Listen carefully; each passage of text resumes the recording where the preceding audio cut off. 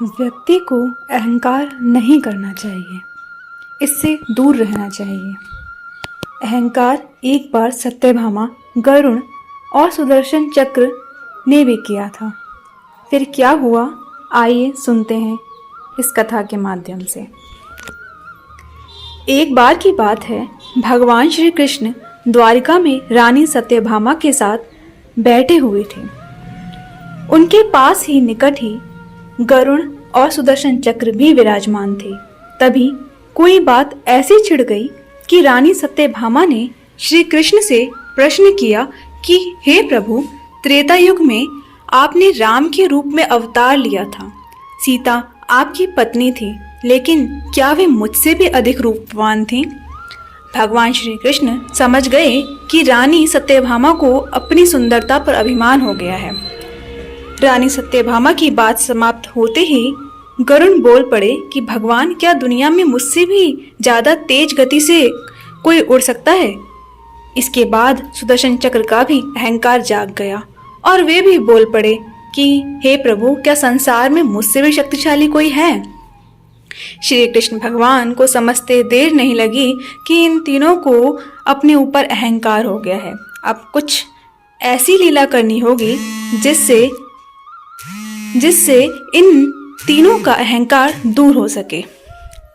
तब भगवान फैसला करते हैं और गरुण से बोलते हैं कि हे गरुण, जाओ हनुमान जी को बुला लाओ।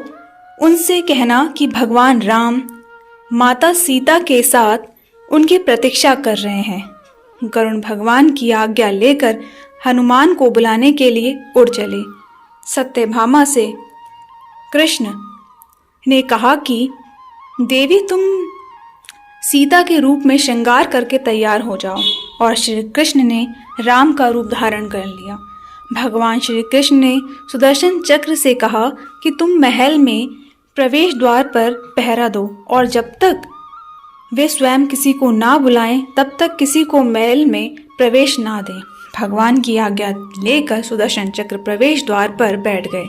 उधर गरुड़ ने हनुमान जी के पास पहुंचे और प्रभु का संदेश सुनाया। उन्होंने कहा कि वानर राज भगवान राम माता सीता के साथ द्वारिका में आपसे मिलने के लिए प्रतीक्षा कर रहे हैं।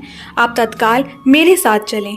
मैं आपको अपनी पीठ पर बैठाकर शीघ्रता से वहां ले जाऊंगा। हनुमान उनसे कहते हैं कि आप चलो, मैं आता हूँ। गरुड़ ने मन में विचार किया, हनुमान जी तो वृद्ध हो चले हैं, ये कैसे इतनी जल्दी पहुंचेंगे?